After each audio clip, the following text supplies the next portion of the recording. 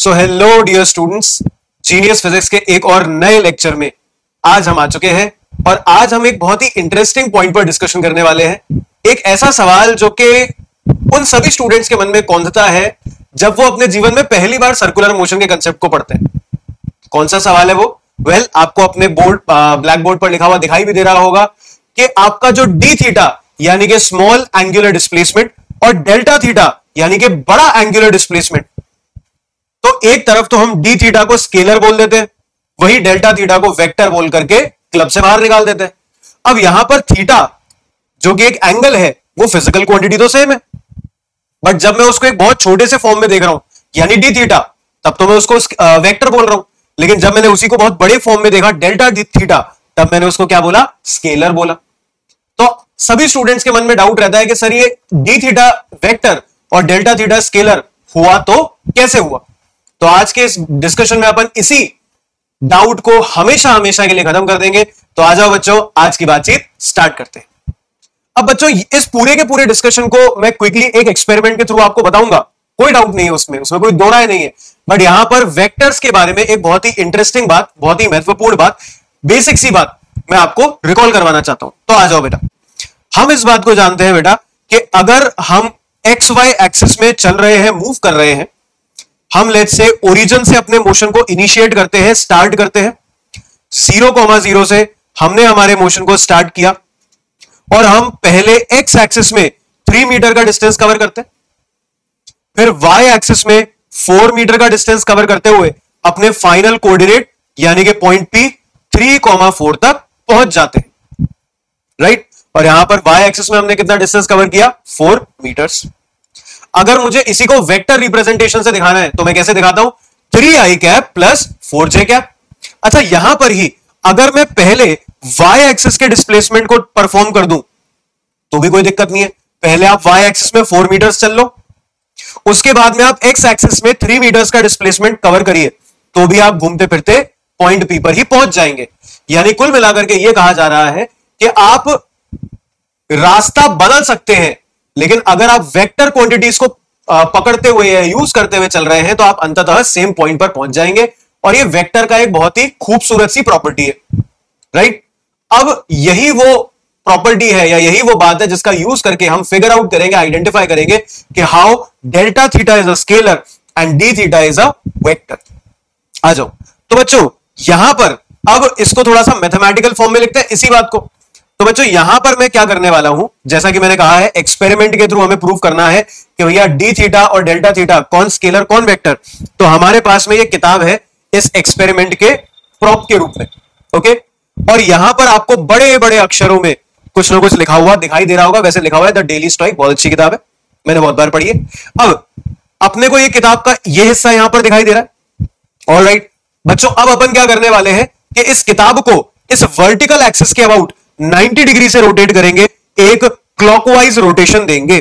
तो जैसे ही मैं वर्टिकल एक्सिस के अबाउट 90 डिग्री से किताब को रोटेट करता हूं तो बेटा किताब का पहला पन्ना एकदम फ्रंट पेज मेरे सामने आ जाता है, जहां पर वापस से आपको द डेली स्टोइक लिखा हुआ दिखाई दे रहा है। अब हमने क्या किया कि इस किताब को फिर से रोटेट किया, लेकिन अब की बार हॉरिजॉन्टल एक्सिस से नहीं, वर्टिकल एक्सिस से नहीं, हॉरिजॉन्टल एक्सिस से। वापस से हमने रोटेशन 90 डिग्री का ही दिया और जो रोटेशन का डायरेक्शन है वो भी क्लॉकवाइज ही रहने वाला है। तो जैसे ही आप इसको हॉरिजॉन्टल एक्सिस के अबाउट 90 डिग्री से रोटेट करेंगे तो अब ये जो द डेली स्टोइक लिखा हुआ था ये टेढ़ा हो चुका है और ये बुक का ओरिएंटेशन फाइनली आपको दिखाई दिया। सही बात है।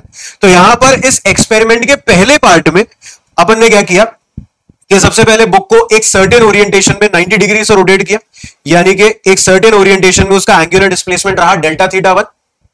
फिर दूसरी ओरिएंटेशन में दूसरे एक्सिस के अबाउट मैंने उस किताब को रोटेट किया, यानी कि उसका एंगुलर डिस्प्लेसमेंट लगा डेल्टा थीटा 2।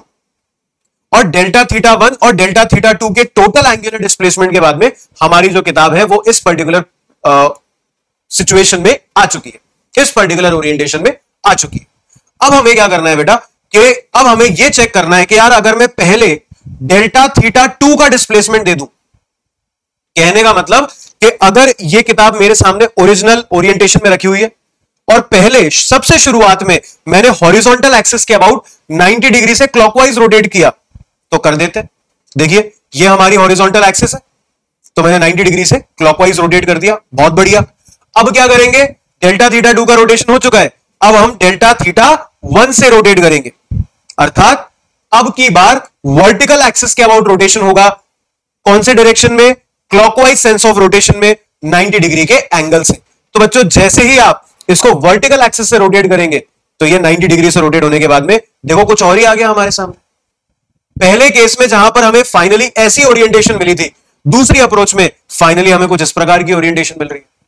तो क्योंकि delta theta 1 plus delta theta 2 is not at all equal to delta theta 2 plus delta theta 1, यही कारण है कि बेटा डेल्टा थीटा यानी कि बड़ा डिस्प्लेसमेंट, बड़ा एंगुलर डिस्प्लेसमेंट आपका एक स्केलर होता है, वेक्टर नहीं होता है।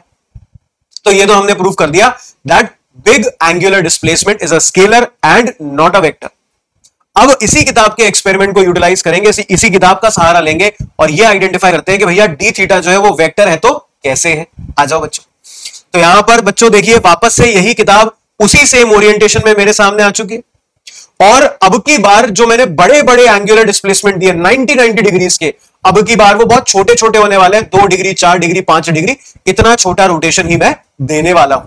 ओके, तो पहली बार वर्टिकल एक्सिस के अबाउट बहुत ही छोटा सा एंगुलर डिस्प्लेसमेंट देंगे बेटा, तो ये थोड़ा सा एंगुलर डिस्प्लेसमेंट दे दिया।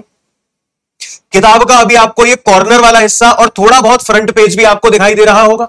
ओके, अब अपन क्या करेंगे बच्चों, किताब जिस भी ओरिएंटेशन में हमारे सामने है इसको हम हॉरिजॉन्टल एक्सिस के अबाउट बहुत ही थोड़ा सा रोटेट कर देंगे। तो ये है मेरा हॉरिजॉन्टल एक्सिस और इसके अबाउट मैंने किताब को कर दिया रोटेट। तो देखिए यहां पर ये किताब इस पर्टिकुलर ओरिएंटेशन में आ चुकी। एक मेंटल फोटो खींच लीजिए इस किताब की, क्योंकि यहां पर अपन ने क्या किया है कि डी थीटा 1, पहले तो किताब को मैंने बहुत छोटा सा रोटेशन दिया वर्टिकल एक्सिस के अबाउट, और फिर इस किताब को हमने बहुत छोटा सा रोटेशन दिया हॉरिजॉन्टल एक्सिस के अबाउट। तो ये किताब हमें कुछ इस प्रकार से दिखाई दे रही है। अब हमें चेक करना है कि अगर मैं डी थीटा 2 को पहले परफॉर्म कर दूं, अर्थात यहां पर हॉरिजॉन्टल एक्सिस के अबाउट छोटे से रोटेशन को पहले परफॉर्म कर दिया जाए और उसके बाद में डी थीटा 1 हो, तो क्या होगा। आ जाओ बच्चों देखते हैं। तो वापस से किताब को हमने हॉरिजॉन्टल एक्सिस के अबाउट बहुत ही थोड़ा सा रोटेट कर दिया, टेढ़ा हो गया है। अब देखो ये जो कॉर्नर वाला जो अपना को पूरा दिखाई दे रहा है द डेली स्ट्राइक, अब ये टेढ़ा हो चुका है, राइट।